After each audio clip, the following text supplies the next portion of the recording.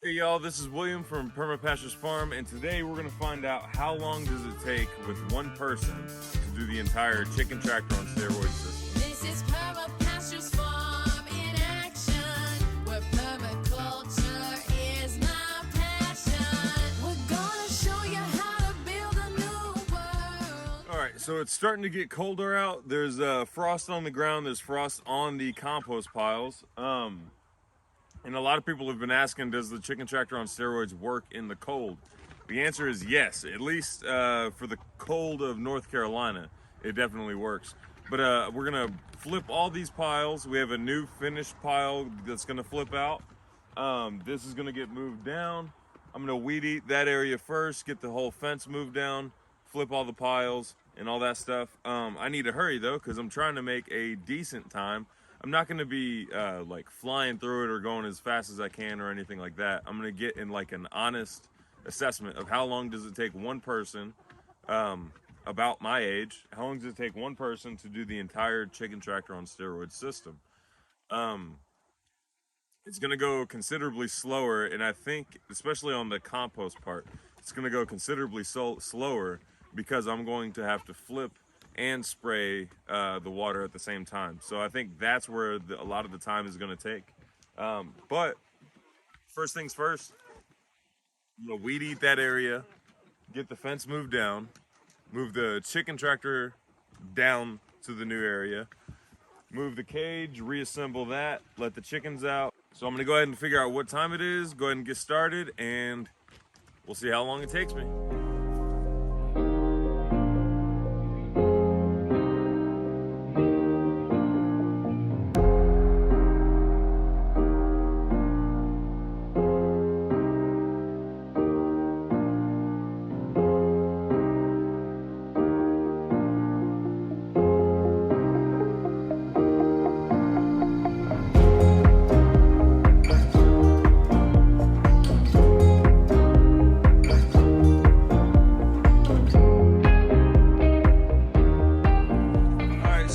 See, the chickens got out of the coop on me, which is fine. I just forgot to latch the door closed. It's all good.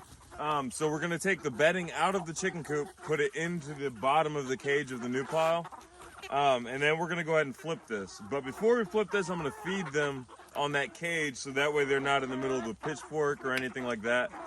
There's also quite a few chickens over that way that are already picking at the compost because they came out, realized that there isn't any food in their actual cage, and they went straight to the compost. All right, so we'll go ahead and get that done.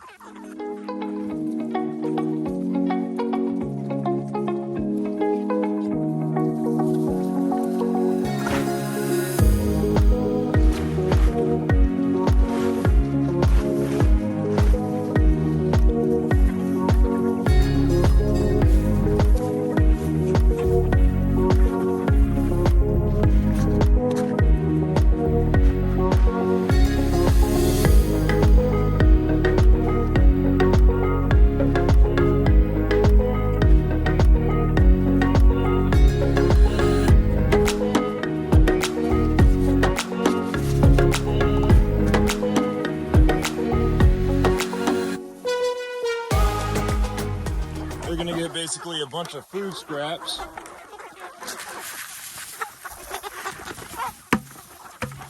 And that'll get them to quit pecking me for a little bit. And then they're also gonna get a bunch of comfrey. So I'm throwing in a bunch of comfrey because it's gonna be, first of all, it's high in protein, so they're gonna love that. I think it's like 14% protein. Also, it's a dynamic accumulator, so they're getting all their minerals and their nutrients from the comfrey as well.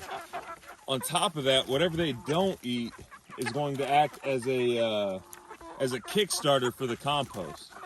It's super high in nitrogen, and it's going to really heat up the compost. But I don't think it's going to help out much in this application because the chickens tend to eat all of the comfrey. All right, so the chickens are fed here. I forgot to tell you to make sure you spray the bottom of that before you feed them. You want to add plenty of water to this. And also, we're going to add plenty of water to these other compost piles. So we're going to go ahead and get those flipped, get the one on the outside flipped, And then I think we're good to go.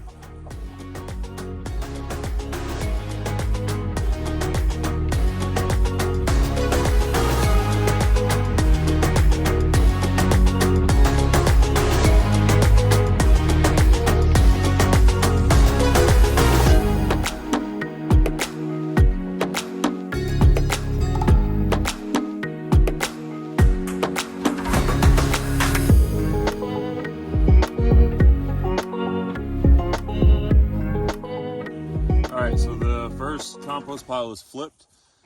This is also the youngest compost pile. So you can still see all the different pieces of it. There's even a tortilla chip right here. There's straw. There's a poop you can see. There's rice. All kinds of stuff. This is the youngest compost pile.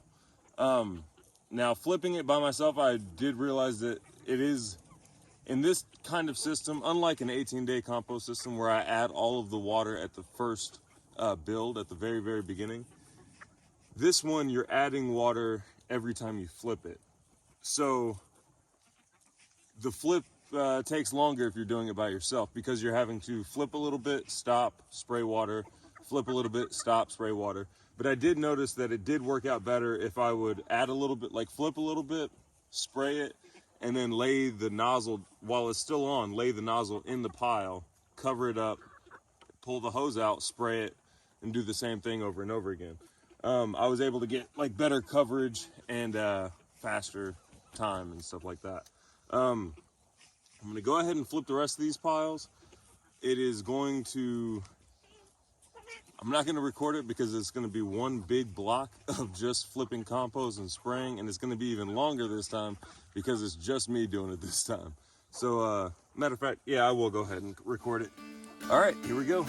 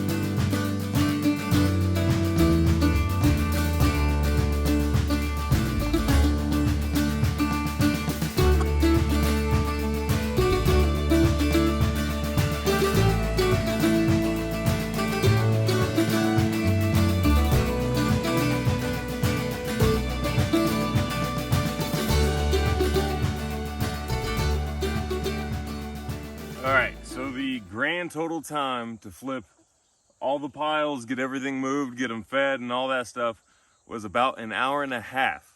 Now, things that could have sped that up, well, if you don't have to record, that will definitely speed up the process of everything you do on the farm. Also, if I had like a sprinkler stand, almost like a tripod that I'm using to record right now, but like a tripod that could hold a hose and point it down.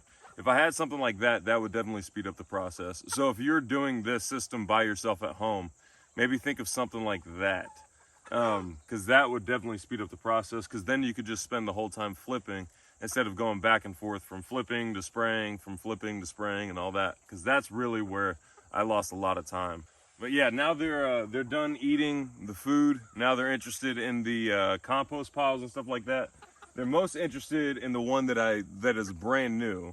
They're also interested in this one, and they're least interested in the oldest pile because that has the least microbial life going on. If you need anything from the website, we sell comfrey on our website. Visit the links down in the description box. The next task I'll be doing while everybody is gone is harvesting the sweet potatoes, which will be a really cool video, so stick around for that, or stay tuned for that one. Until next time, this is William, and thanks for watching.